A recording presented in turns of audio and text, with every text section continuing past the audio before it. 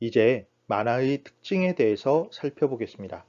만화의 역사를 우선 살펴보고 만화 스토리텔링의 특징에 대해서는 강의 시간에 별도의 자료를 가지고 설명하겠습니다.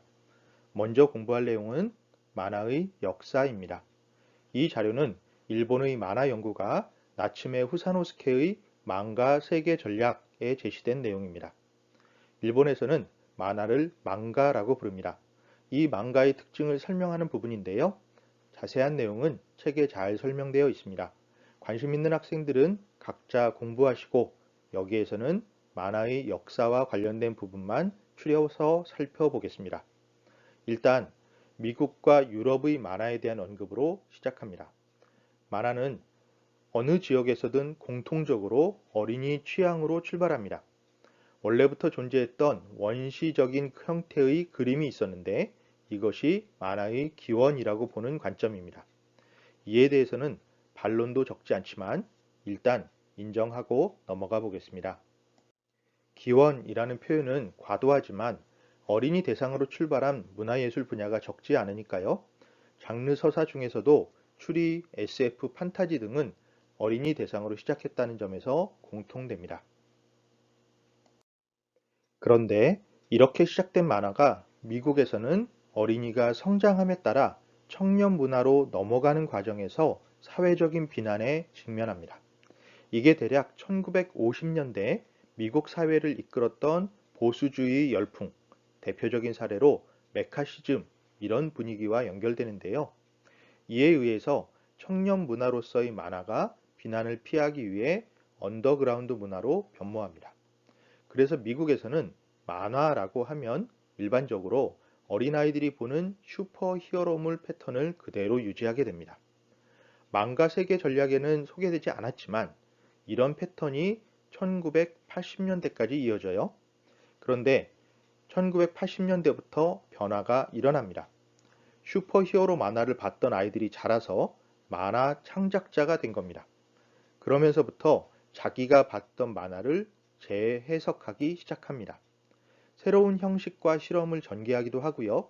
그러면서 이야기가 더 복잡하게 만들어지기 시작하는데 그것이 우리가 아까 이야기했던 그래픽 노블의 형태로 나타나게 됩니다.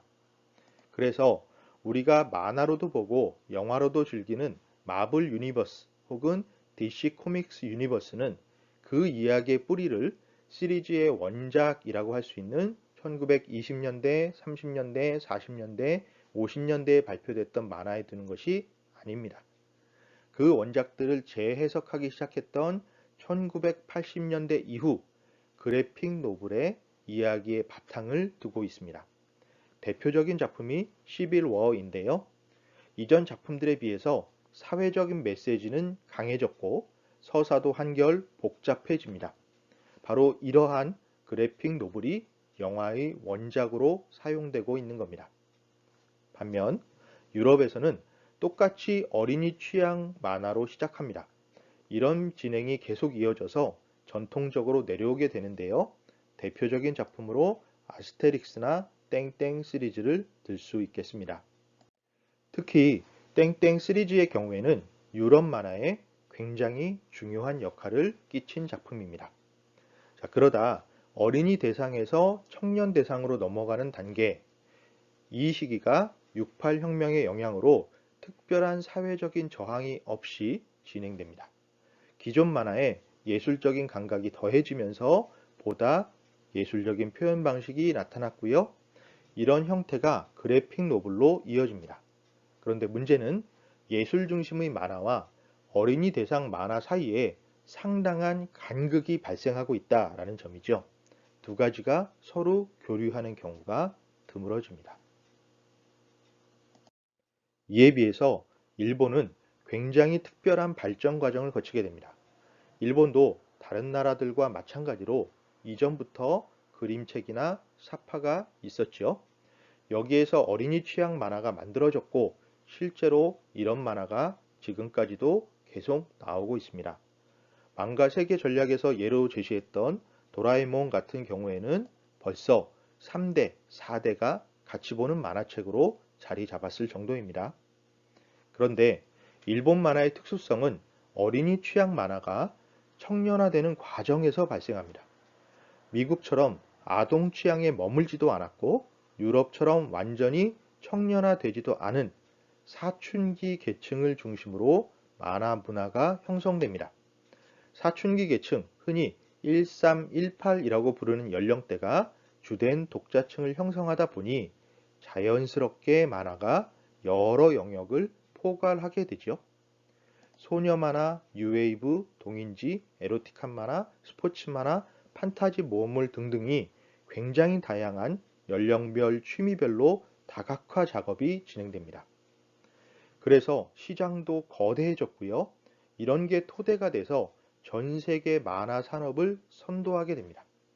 실제로 세계 만화 시장에서 일본 만화와 미국 만화의 영향이 거의 70% 정도를 차지해요.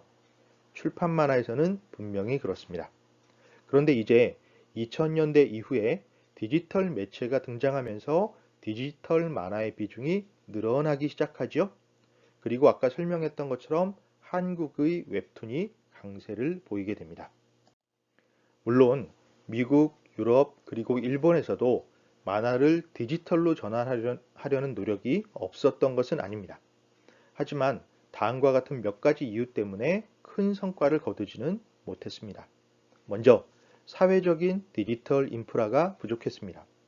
외국 사람들이 우리나라에 오면 가장 놀라는 것 중 하나가 지하철에서 와이파이가 자유롭게 터지고 인터넷 기반이 잘 갖춰져 있는 거죠.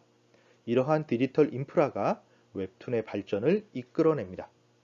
또 일본과 같은 경우 지나치게 출판 만화 중심으로 산업 구조가 맞춰져 있었던 것도 큰 이유 중에 하나입니다. 이미 잘 되고 있는 상황에서 새로운 미래를 대비할 필요가 없었던 것이죠. 그래서 주저주저 머뭇머뭇 우물쭈물 기다리는 사이에 한국이 재빠르게 웹툰, 새로운 디지털 만화의 표준을 만들어내게 됩니다. 그 웹툰이 전 세계적으로 소개되면서 중국, 동남아시아, 중남미 시장에서 인기를 얻고 있고요. 전통적인 만화 강국인 유럽, 미국, 심지어 일본에서도 한국형 웹툰이 자리 잡고 있습니다.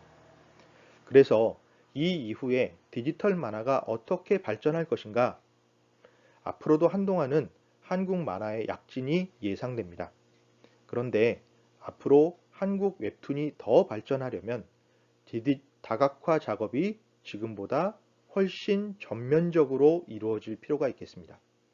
여전히 한국 웹툰에서 부족한 부분이 다양성의 측면이기 때문입니다. 마지막으로 만화 스토리텔링의 특징을 살펴볼 차례입니다. 만화는 다른 매체와는 다르게 여러 요소가 두루 섞여 있으면서도 그 이질적인 요소들을 적절하게 수용합니다. 만화 매체에 내재된 포용성이라고 할 수 있겠는데요. 그렇기 때문에 초기부터 영화적 연출 방법, 소설의 치밀한 스토리 전개, 게임의 퀘스트 및 캐릭터성 등등을 큰 충돌 없이 수용해 왔습니다.